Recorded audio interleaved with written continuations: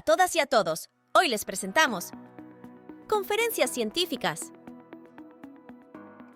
A continuación tenemos la conferencia magistral impartida por el doctor Juan Manuel Bolívar, quien nos hablará de los biocatalizadores enzimáticos en biorefinerías.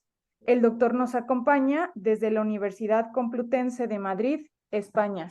Pues muchísimas gracias. Buenos días a todos y a todas. Muchísimas gracias por la invitación. Para mí es un placer poder estar hoy con ustedes. No he tenido todavía la oportunidad y el placer de poder visitar México, pero siempre es un placer poder compartir, ¿no?, online, y encantado de estar aquí esta mañana. Encantado de poder compartir pues algunas ideas y resultados que tenemos en el Departamento de Ingeniería Química de la Universidad Complutense de Madrid. En particular en mi grupo de investigación. Nosotros somos un grupo que se llama Físico-Química de los Procesos Industriales y Medioambientales, que trabaja en biotecnología industrial e ingeniería de bioprocesos. Nuestro enfoque es un enfoque desde la ingeniería química, y estamos fascinados y muy motivados por el poder de la biotecnología, tanto en microorganismos como enzimas, que es donde nos vamos a enfocar en esta charla, como herramientas fundamentales en la industria química moderna. El punto de vista que tenemos nosotros en ingeniería química pues nos lleva en la unidad de reacción pues a considerar tres niveles, ¿no? Considerar el nivel de la enzima libre o funcionamiento en catálisis homogénea, el nivel de la enzima inmovilizada o aplicación en catálisis en forma de catálisis heterogénea, y la aplicación final en un sistema de reacción. Siempre con el pensamiento de que nuestro objetivo es usar las enzimas, usar todo su potencial natural en aplicaciones de interés, de manera que permitan satisfacer unas métricas de reacción finales. Ahora bien, esas métricas de reacción finales que tendría cuando el biocatalizador se use en la industria, pues dependen de muchas variables, de muchísimas informaciones previas, que a nivel más básica, a nivel más de ciencia básica o ciencia aplicada, tenemos que descubrir tanto estudiando la enzima libre como estudiando el funcionamiento del catalizador inmovilizado. Es por ello que decimos que nuestro objetivo o labor fundamental es estudiar esos fenómenos relevantes que delimitan el funcionamiento del catalizador, cuantificarlos, especialmente entender cuáles son los limitantes de la velocidad de reacción en todas las etapas de diseño y desarrollo de un bioproceso. Esta es una visión que a mí en lo personal me ha acompañado ya muchos años, ¿no? Desde mis estudios de formación predoctoral en el Instituto de Catálisis y Petroleoquímica del CSIC, aquí en Madrid, en España. Durante mi etapa postdoctoral y profesorado junior, que tuve la oportunidad de desarrollar en Austria, que es uno de los polos principales de la biotecnología industrial en Europa. En particular, tuve la oportunidad de desarrollar pues, gran parte de mi carrera científica en la Universidad Técnica de Graz. Y finalmente, de 2019, pues tuve la oportunidad de volver a incorporarme al sistema español de ciencia y tecnología, gracias a la comunidad, al gobierno de la Comunidad de Madrid, incorporarme a la Universidad Complutense de Madrid, donde ahora pues desarrollo mi labor docente e investigadora. El grupo en el que trabajo, como he comentado, tiene una visión de ingeniería química, pero tiene un enfoque muy moderno, muy actual, que es trabajar en el estudio, desarrollo y modelado de procesos químicos en el contexto de biorefinerías integradas, con el objeto de proponer conocimiento e información pues, que permita el preparar alimentos, productos químicos y materiales en este contexto de bioeconomía circular y desarrollo sostenible. En nuestro caso, pues estamos interesados en el proceso, con lo cual a veces el proceso puede ser un proceso químico, un proceso con catálisis química más convencional, puede ser un proceso microbiano o un proceso enzimático, que es donde es la intención de llevar y enfocar la presente charla.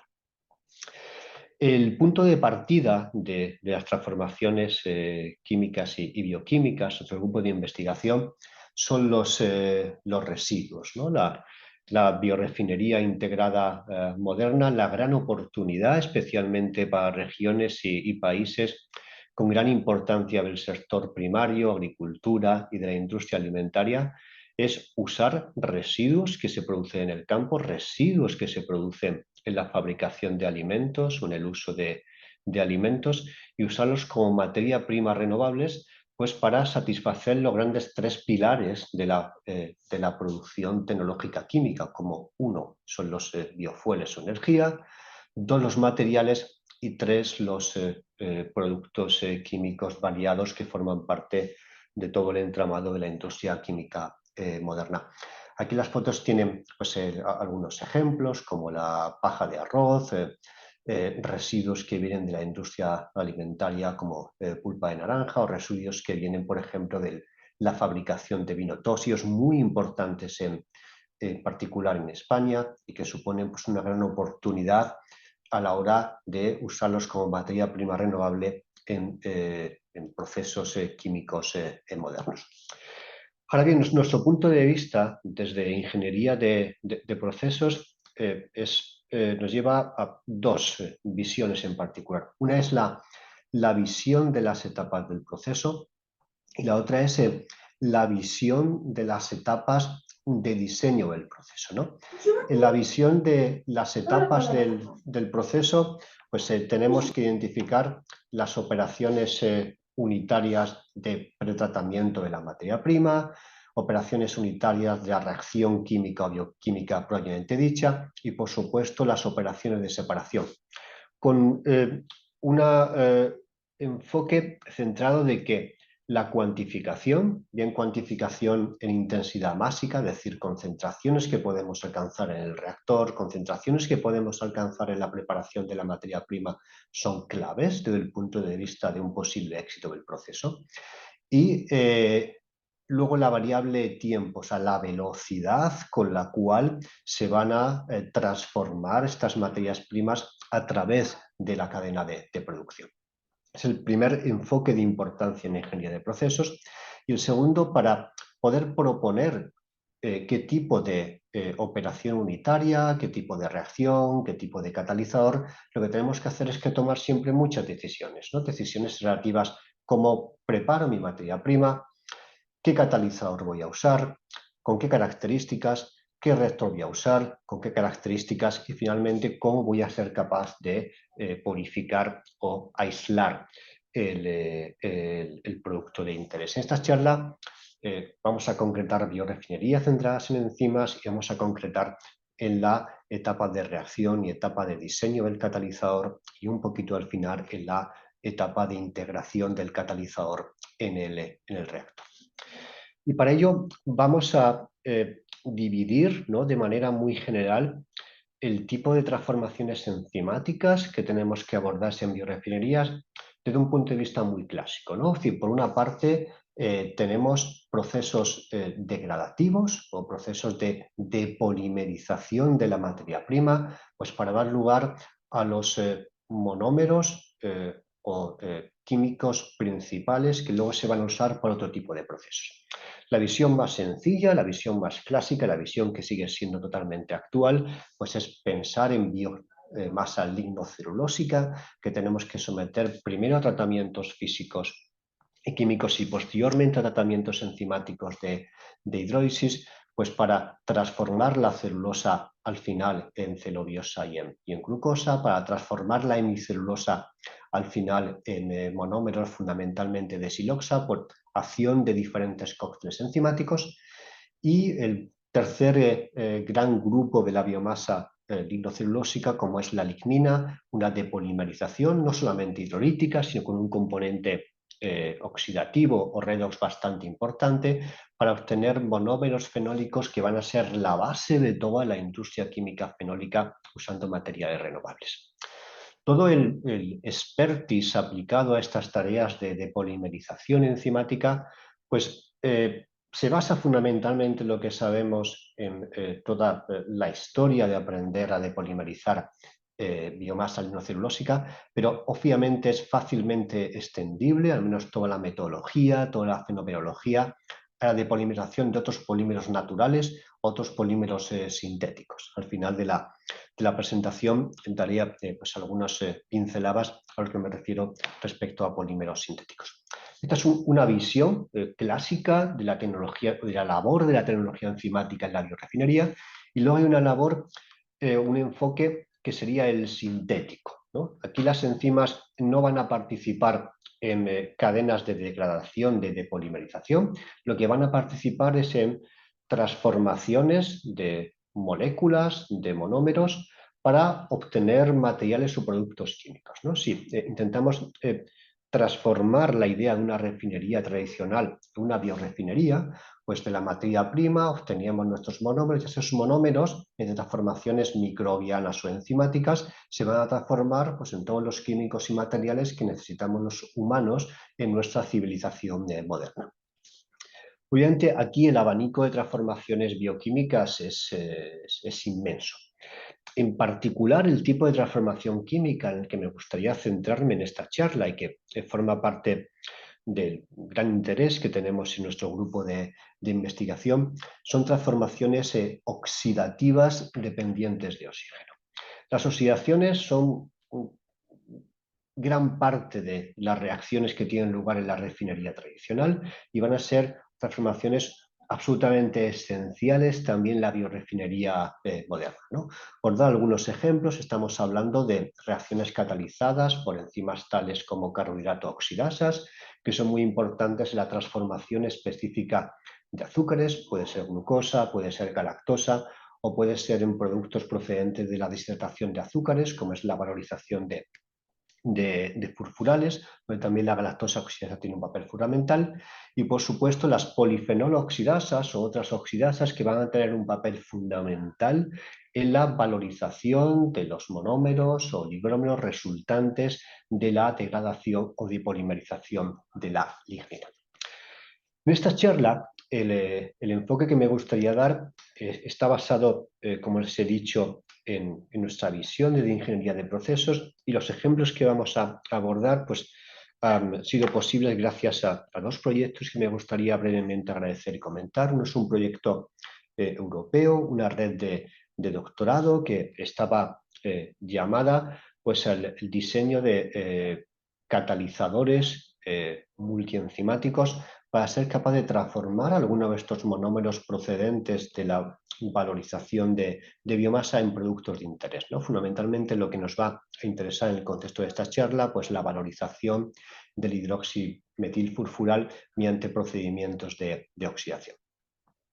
El segundo proyecto en el cual nos ha permitido enfocar en este tipo de investigación y metodología es el proyecto Starting Grant, que me permitió volver a España, financiado por la Comunidad de Madrid, y que tiene como objeto el aprender a acelerar el diseño de procesos enzimáticos oxidativos y aprender a acelerar la velocidad con la cual estos procesos de transformación tienen lugar. Y es en esta dirección en la que vamos a comenzar a discutir los siguientes minutos.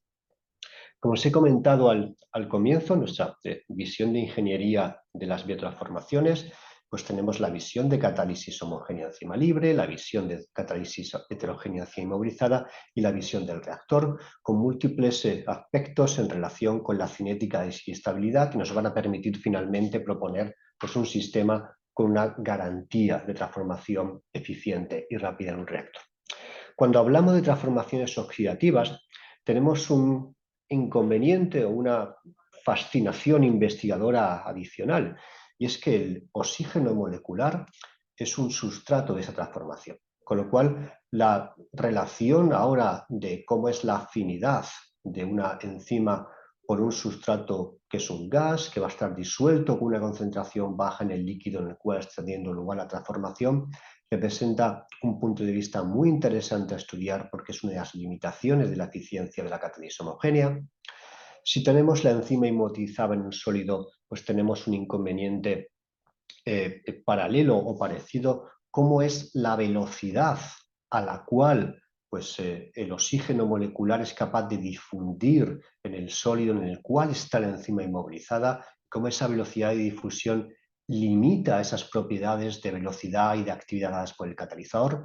Y si nos fijamos a nivel de diseño del reactor, cómo somos capaces de administrar, de alimentar oxígeno gaseoso con suficiente velocidad a la fase líquida a la cual esté trabajando en el reactor. Y en ese sentido me gustaría dedicar unos minutos a cada una de estas partes. Y empezando con la catálisis homogénea catalizada por la enzima libre, ¿no? Cuando comenzamos a trabajar en ese tipo de sistemas y nos fuimos a literatura, vimos que muchísimas transformaciones oxidativas de gran interés estaban muy enfocadas en cómo un sustrato se transformaba en un producto y cómo la velocidad de reacción dependía de la enzima, cantidad de enzima y de la concentración de sustrato, pero había poca información acerca de la influencia del segundo sustrato, que es el oxígeno. Un segundo sustrato que de hecho va a tener una solubilidad relativamente baja en un medio de reacción acuoso en el que habitualmente tiene lugar la transformación enzimática. Y es aquí donde, en lugar de tener la visión más simplificada de una ecuación de Michaelis-Menten monosustrato, tenemos que tener la visión de una ecuación bisustrato en la que no solamente es importante la concentración del sustrato principal, es absolutamente esencial la concentración del oxígeno. No solamente que sea absolutamente esencial, sino que la concentración de oxígeno va a limitar en una mayor medida en cuanto que es mucho menor la solubilidad del mismo en la fase líquida. Intentando parametrizar desde el punto de vista de la dependencia entre la velocidad y la concentración de sustrato, vemos que muchas veces en literatura existe una visión única, única concentración de oxígeno, pues estudia la dependencia entre la velocidad y la concentración de sustrato principal, pero sin conocer cuál es la afinidad de la enzima por el oxígeno, nos es imposible conocer cuál es la eficiencia del mismo. Por simplificar un poco la explicación, si tenemos una enzima que tiene una baja afinidad por el oxígeno, es decir, una constante de Michaelis alta por el oxígeno, si analizamos la actividad del catalizador a diferentes concentraciones de sustrato, pues nos encontraríamos con una región bastante amplia, con un orden de reacción que sería muy cercano a cero. Parece que alcanzamos altas velocidades en un rango amplio de sustratos. Sin embargo, debido a la baja afinidad de la enzima por el oxígeno, estamos muy lejos del 100%, estamos muy lejos de la velocidad máxima que podríamos alcanzar.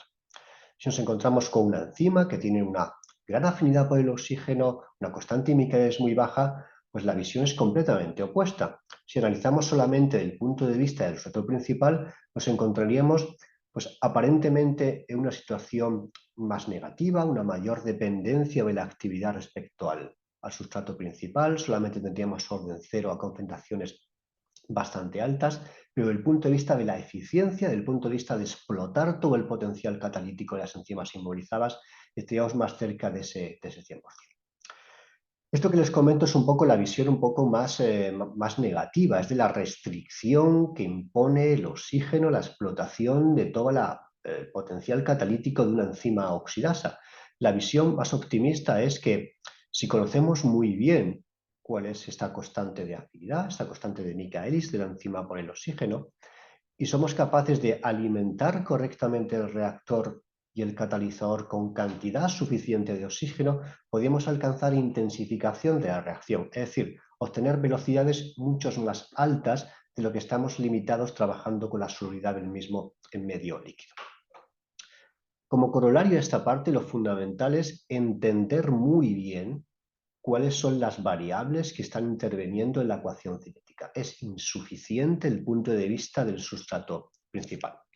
Y es aquí donde nos propusimos el desarrollar una metodología que fuese muy útil a nivel de laboratorio para caracterizar las constantes cinéticas que intervienen en la cinética de una oxidasa, tanto desde el punto de vista del sustrato principal como desde el punto de vista del oxígeno, y que eso nos fuese útil para el diseño del reactor y para intensificar la reacción, es decir, poder obtener pues, una alta cantidad de producto en tiempos cada vez más cortos de reacción. Para eso lo que nos hicimos de apoyo fue de los grandes avances que existen en la actualidad en la química analítica, en particular la química de sensores optoquímicos, que permiten monitorear con gran velocidad y precisión la presión parcial de oxígeno que tenemos en una fase líquida. Con lo cual, en lugar de enfocar todo el análisis en la velocidad desde el punto de vista del sustrato principal, enfocamos el análisis en la velocidad desde el punto de vista del sustrato limitante, que es el oxígeno disuelto. Y aquí tienen en la diapositiva pues, algunas simulaciones de lo que podríamos obtener y lo que podríamos esperar en situaciones extremas, ¿no? En el caso A es una situación extrema porque sería una enzima que tiene muy buena afinidad por el oxígeno. Si analizásemos la velocidad de reacción siguiendo el consumo de oxígeno a diferentes concentraciones de sustrato, en este caso lo que nos encontraríamos sería un haz de líneas rectas convergentes. Y un haz de líneas rectas convergentes lo que nos está informando es que tenemos un orden de reacción cero, es decir, muy poca dependencia cinética respecto al oxígeno. Si estos datos de concentración de oxígeno-tiempo, que los podemos tener gracias a la aplicación de sensores optoquímicos, los tratamos matemáticamente para obtener la primera derivada, lo que obtendríamos sería la velocidad instantánea en función de la concentración de oxígeno. Y en este caso, de una enzima con una gran afinidad por el mismo, tendríamos curvas de Michaelis dependientes, por supuesto, de la concentración del sustrato principal, con una región bastante amplia de perfil plano de velocidades. Sería el caso ideal de una oxidasa muy eficiente desde el punto de vista del oxígeno.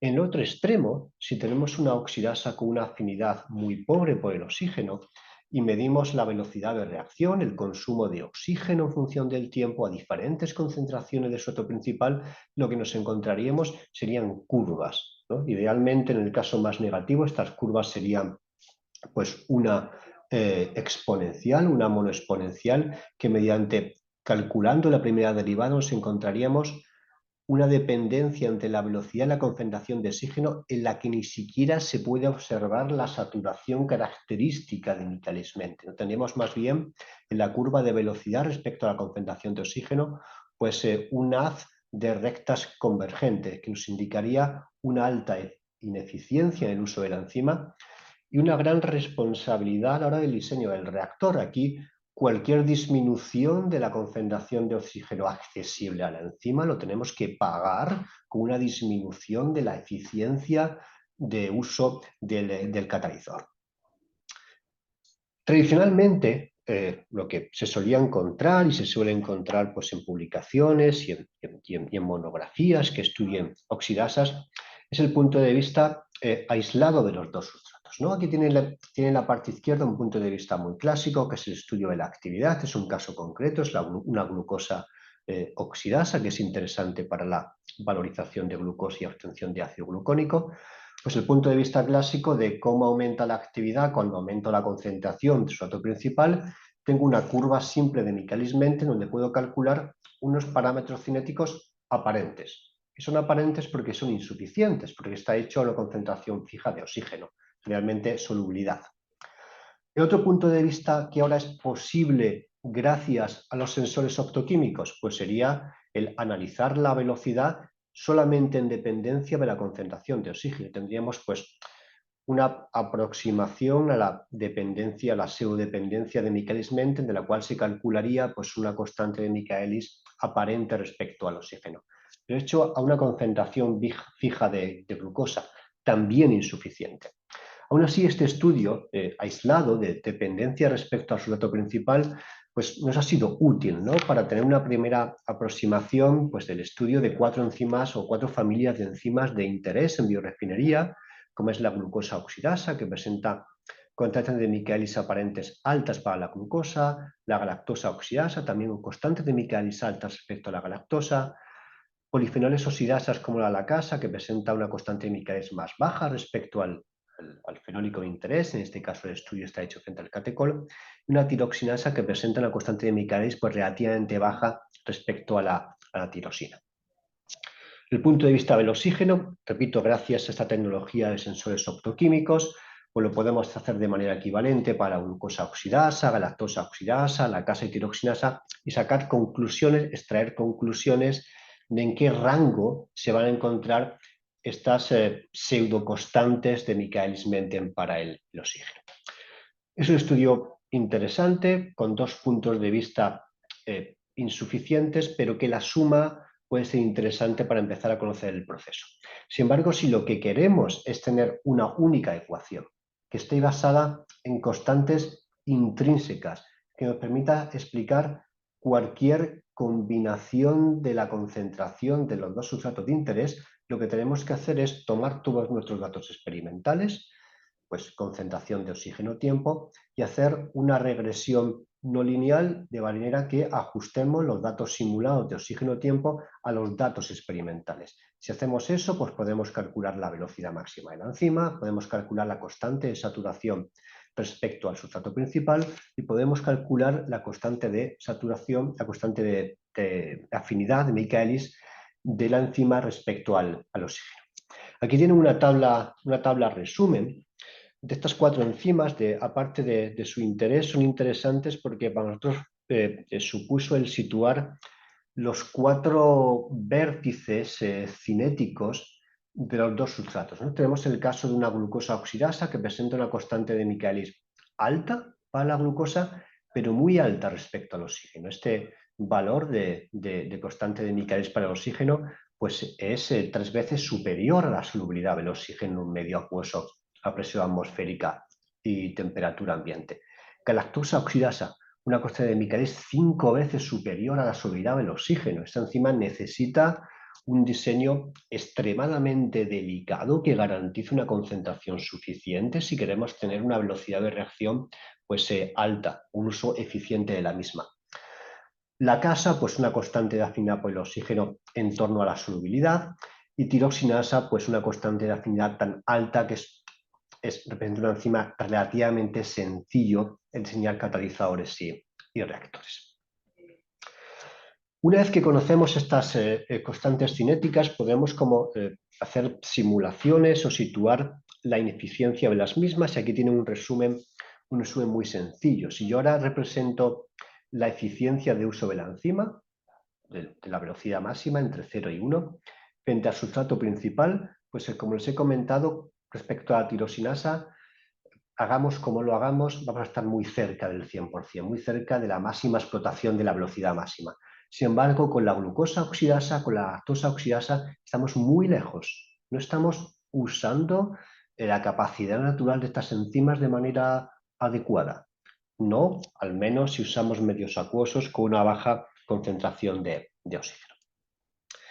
Estos han sido algunos comentarios respecto a la catálisis homogénea, que es de gran importancia en oxidasas, y ahora me gustaría hacerles algunos comentarios y resultados respecto a la catálisis heterogénea, ¿no? Lo que estamos interesados es el incorporar la oxidasa en un material sólido poroso con 2 objetivos fundamentales y un tercero derivado. El primer objetivo fundamental es que la actividad de ese catalizador inmovilizado sea muy alta, pues en un intervalo lo más amplio posible del sustrato principal. Segundo, nos gustaría que esta enzima inmovilizada fuese muy eficiente, es decir, que la velocidad de reacción fuese lo más cercano posible al ideal, y el ideal sería la enzima libre, y que esa alta eficiencia pues, se mantuviera en función del tiempo, es decir, que fuese una enzima estable.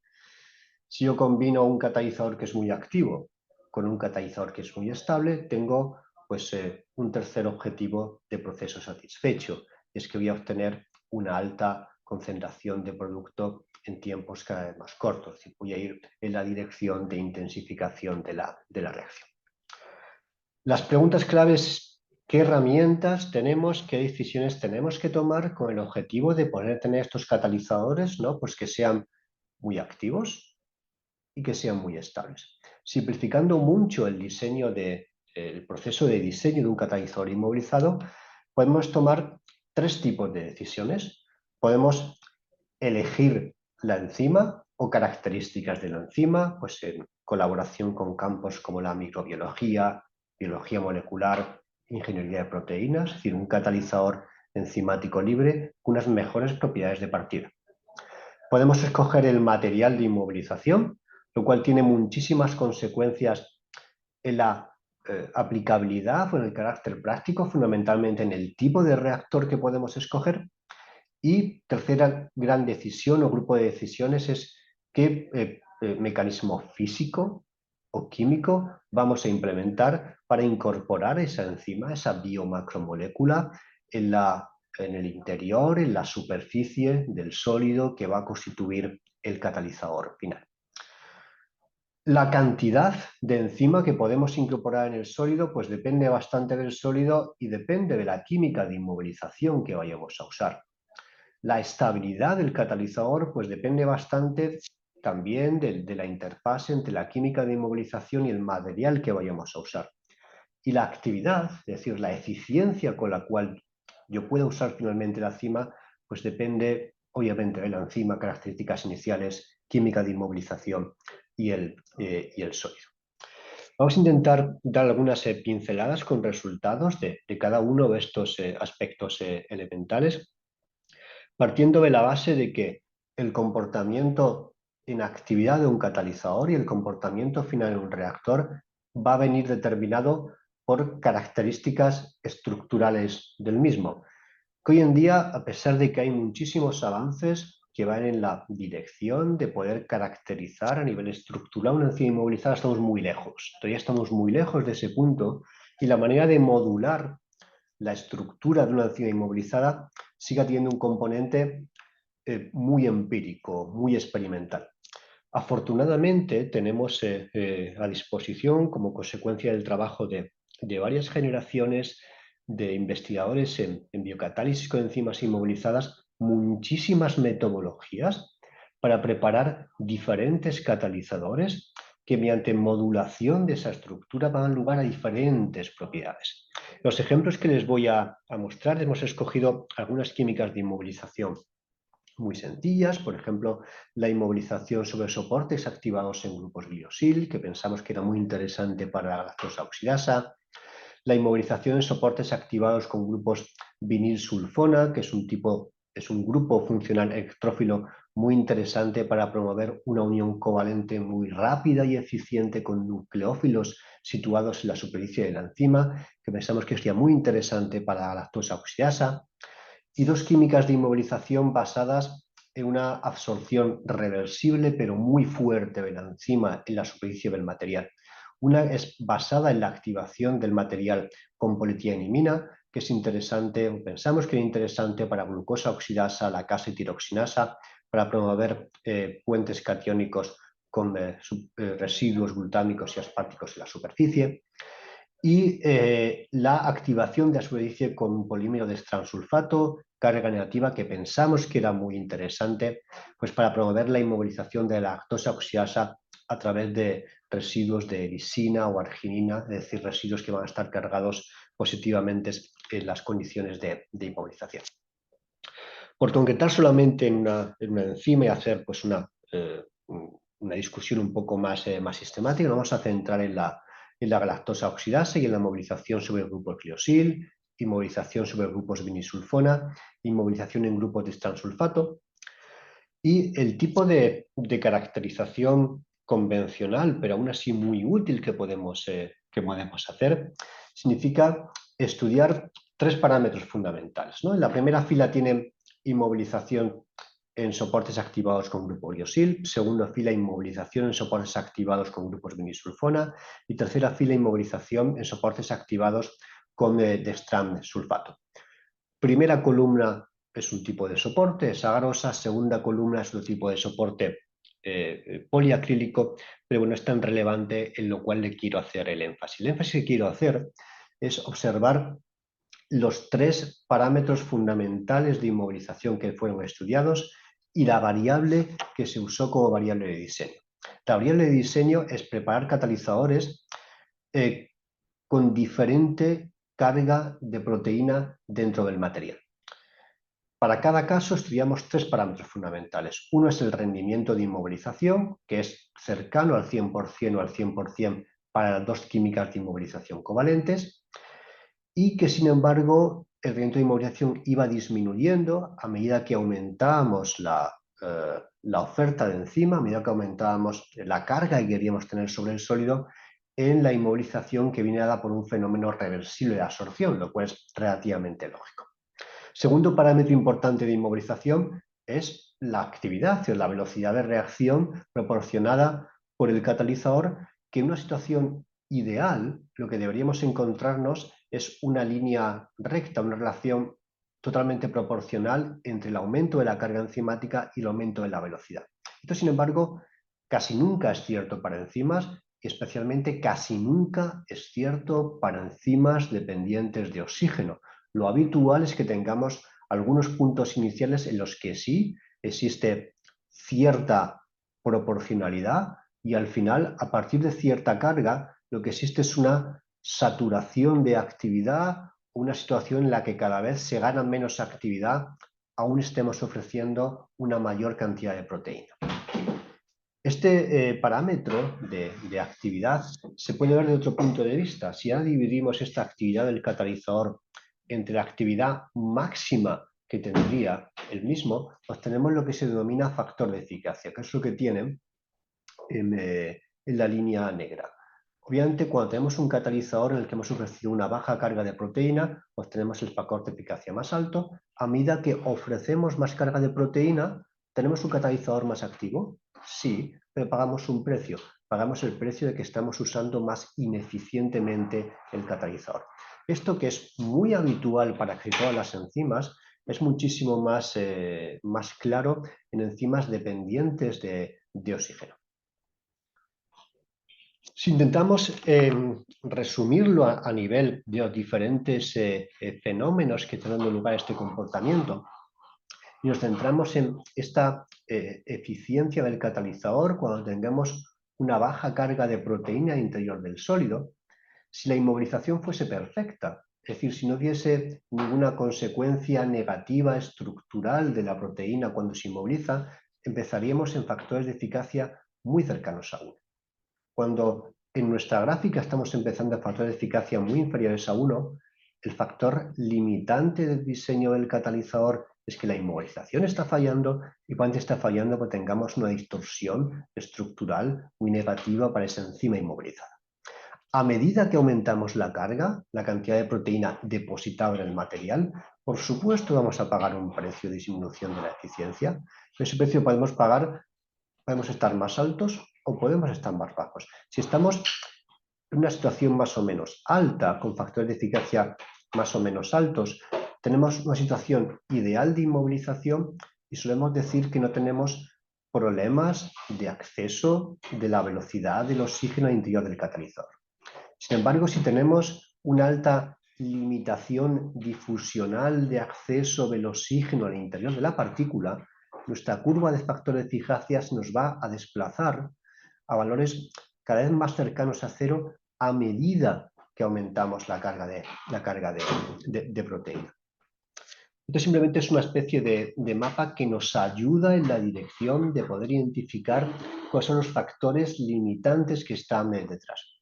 Por supuesto, en el área de enzimas inmovilizadas podemos hacer variaciones de otras variables, ¿no? Yo puedo variar el radio de la partícula, puedo cambiar el material y por tanto vamos a tener un coeficiente de difusión que es diferente, puedo variar la distribución de proteínas. Eso nos ayudaría un poco a entender ese tipo de información que tenemos en la caracterización completa del catalizador. En el caso de la lactosa oxidasa, lo que quiero enseñarles es una herramienta adicional que nos dispusimos a aplicar con el objetivo de verificar cuál era el factor limitante de esa bajada de la eficiencia de la enzima inmovilizada. Para ello tiene aquí una ilustración en nuestro sistema de laboratorio inicial, en el que estamos usando un sensor de oxígeno que nos medía el consumo de oxígeno en la fase líquida, a partir del cual pues, extraíamos las conclusiones pertinentes para calcular actividad y constantes cinéticas. El objetivo que nos planteamos aquí era si podíamos medir no solamente el oxígeno en la fase líquida, sino medir el oxígeno en el microambiente interno de la partícula, ya que es la concentración en este microambiente es la verdadera concentración de oxígeno accesible a la enzima. Para eso lo que hicimos uso es otra vez en colaboración con colegas de química analítica, expertos en tecnología autoquímica, era considerar ahora nuestro material de inmovilización con un doble punto de vista, ¿no? Nuestro material de inmovilización va a ser ese material en el cual vamos a incorporar la enzima. Por otra parte, vamos a hacer nuestro material sensible a la variable el cual queramos medir su concentración interna. En este caso lo que queremos es conocerles la concentración interna de oxígeno, con lo cual vamos a dopar el material con una molécula fosforescente cuyas propiedades fosforescentes dependan de la presión parcial interna de oxígeno en ese microambiente. Si lo hacemos así, al final en nuestro sistema de laboratorio, en nuestro reactor, tenemos un material en suspensión, que es un catalizador, contiene la enzima inmovilizada, y por otra parte es un material fosforescente. Y esas propiedades de fosforescencia, que las podemos medir con un sistema integrado de fibra óptica, nos van a informar directamente de ese microambiente catalítico. Aquí tienen un ejemplo para los diferentes catalizadores que les he enseñado antes de galactosa oxidasa, y de izquierda a derecha, arriba abajo, son los diferentes catalizadores con un aumento progresivo de la carga de catalizador en la partícula. Vamos a ver en primer lugar el catalizador que tiene una carga de proteína muy pequeña. En negro tienen la velocidad de consumo de oxígeno en el líquido, en rojo tienen la velocidad de consumo de oxígeno en la partícula y tienen que la concentración de oxígeno accesible a la enzima pues no es muy diferente entre lo que medimos en el líquido y lo que medimos en la partícula. Sin embargo, cuando aumentamos la carga enzimática y conocíamos que estamos perdiendo eficiencia, lo que observamos de manera sistemática es que, por supuesto, la velocidad de consumo aumenta. Claro, es un catalizador más activo, pero por otra parte, el gradiente de oxígeno entre el que está accesible a la enzima y el que está accesible en el líquido es cada vez mayor. Por supuesto que este catalizador tenía un factor de eficacia muy inferior al catalizador con una baja carga de proteína. El problema probablemente no está en la inmovilización que estábamos llevando a cabo, el problema está simplemente en la accesibilidad del sustrato. Esto se manifestaba para un catalizador obtenido por la química de inmovilización de gliyosil, se manifestaba para el catalizador obtenido con química de inmovilización benisulfona y se manifestaba también para el catalizador obtenido con la química de inmovilización de extrasulfato. Quizás por lo que podemos observar con unos menores gradientes, ¿no? Que se manifestaban de hecho en la mayor actividad que teníamos de estos catalizadores. Esta metodología que les muestro nos resultó muy útil en este caso, al igual que en otros casos de oxidasas de interés, para empezar a distinguir cuál es el factor limitante de la eficiencia de uso de la enzima inmovilizada. Ese es el gran problema acuciante en el campo de inmovilización de enzimas. ¿Es la estructura o es el microambiente? Con este tipo de técnicas nos empezamos a aproximar, a intentar darle el peso a un factor limitante u a otro. En esta línea de trabajo, pues el trabajo que tenemos en curso, queremos usar estos datos ahora de concentración de oxígeno interno con el objeto de someterlos a estudios cinéticos y empezar a separar lo que son las constantes cinéticas aparentes de las constantes cinéticas intrínsecas de la enzima inmovilizada y, por supuesto, empezar pues, a usar ese conocimiento en el diseño de reactores gas líquido. Miro el tiempo y bueno, voy acelerando y a la última parte que quería comentarle, que es la parte de diseño del reactor, ¿no? Todo lo que hemos visto hasta el momento estaba centrado en la eficiencia de uso de la enzima y hemos empezado con una enzima libre, suspendida en una fase líquida y lo importante que era conocer la cinética intrínseca respecto al oxígeno disuelto. Luego hemos visto en un mayor detalle la importancia de la eficiencia del punto de vista de la enzima inmovilizada y cómo tanto factores estructurales que afectan a la enzima inmovilizada como sobre todo la eficiencia y la difusión del oxígeno en el material para marcar cómo es de eficiente usar este catalizador. Pero nada de eso es suficiente si no estudiamos el que muchas veces es el principal factor limitante de la velocidad global, que es la transferencia de oxígeno desde una fase gas a la fase líquida en la cual se encuentran suspendidos o retenidos los catalizadores, ¿no? Y aquí el mensaje absolutamente clave es que el diseño del formato del reactor es absolutamente esencial, ¿no? El formato del reactor, la integración de las corrientes gaseosa y líquida en contacto con el catalizador es la que va a permitir tener sistema muy eficiente o sistema muy ineficiente.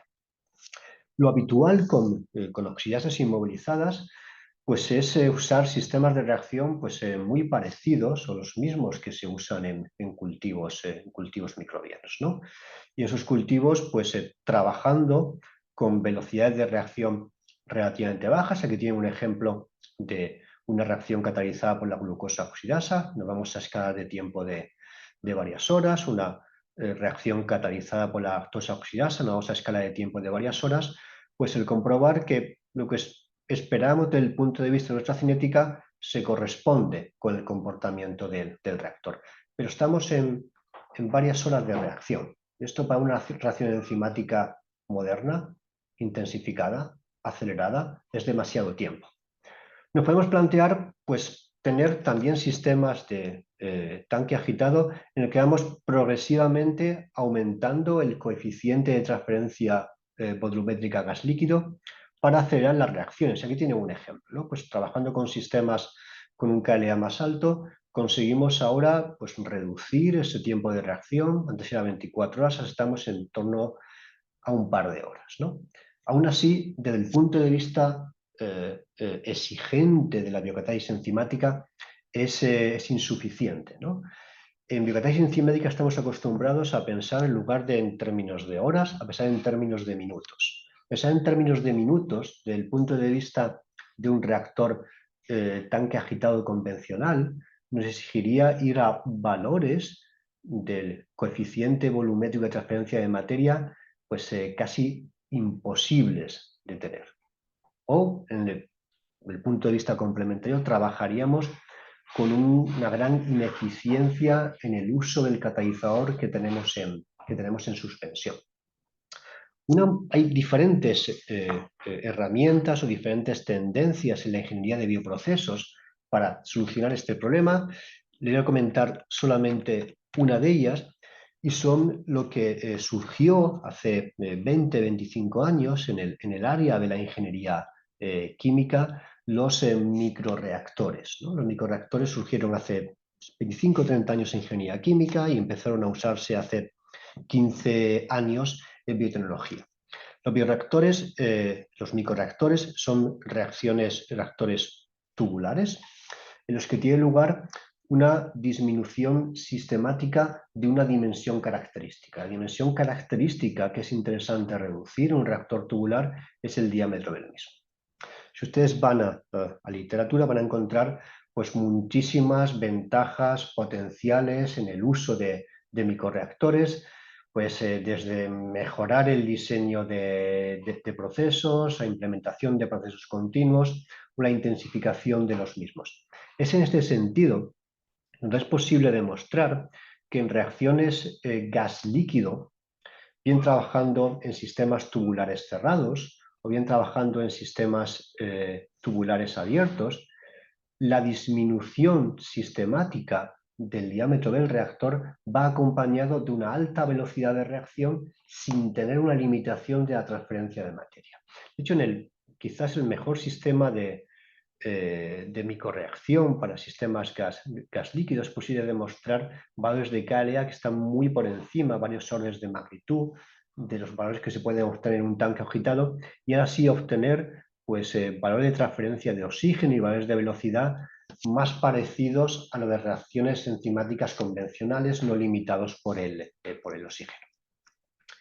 Y finalmente, lo que me gustaría comentarles es que los sistemas de microreacción nos permiten usar lo que se denomina en biocatálisis condiciones no convencionales de operación, ¿no? Una variable intensiva que habitualmente no se modifica en biocatálisis es la presión de trabajo. Sin embargo, cuando trabajamos en sistemas gas líquido, la presión de trabajo puede ser una herramienta muy interesante a modificar, ¿no? Que tiene esta gráfica que el aumento de la presión de trabajo en el reactor pues lleva asociada un aumento proporcional de la solubilidad del oxígeno. De manera, si yo consigo diseñar un reactor tubular trabajando una presión que en ingeniería química sería una presión media, podría tener en la corriente de alimentación toda la concentración de oxígeno disuelto que yo necesito para obtener la concentración de producto objetivo. Es decir, puedo tener la velocidad de reacción que yo deseo, que viene dada por un diseño adecuado del catalizador, sin estar limitado por ese fenómeno de transferencia de oxígeno.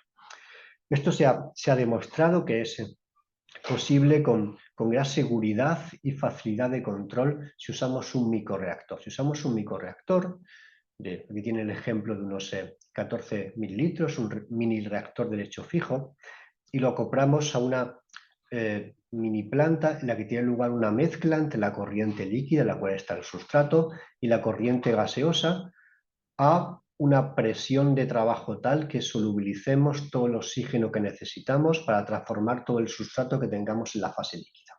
De esta manera podemos trabajar con un sistema muy estable, como tiene en esta gráfica, una presión de trabajo completamente estable, una concentración de producto completamente estable, en un tiempo de reacción. Antes te había comentado que estamos interesados en pasar de horas a minutos. Aquí estamos trabajando con 60 segundos de tiempo de reacción para obtener una concentración, no diría alta, o concentración media de producto en un microreactor continuo de lecho fijo.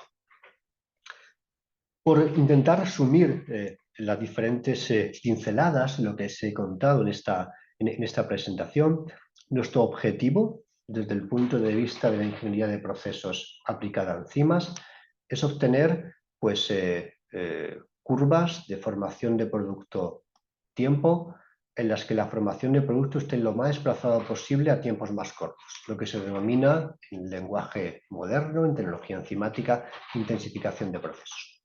La única manera de poder proponer sistemas de reacción que nos permitan satisfacer esto es un estudio lo más variado, diverso y detallado posible de todos los aspectos elementales que van a llevar desde el diseño del catalizador inmovilizado, el estudio de aspectos estructurales que dan lugar a un catalizador más o menos activo y eficiente, el estudio de microambiente catalítico inoperando, que van a determinar más o menos eficiencia desde el punto de vista de reacciones difusionales, y una elección adecuada del reactor. No es posible proponer sistemas eficientes de reacción si no hay un estudio integrado que conlleve todos estos aspectos elementales.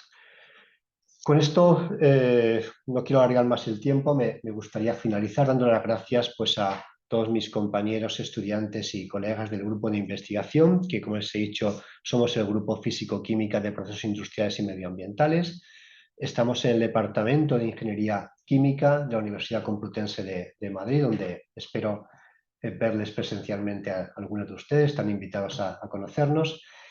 Gracias otra vez a la organización por esta invitación, gracias a todos los que están escuchando en la audiencia. Muy interesante, ¿no lo crees?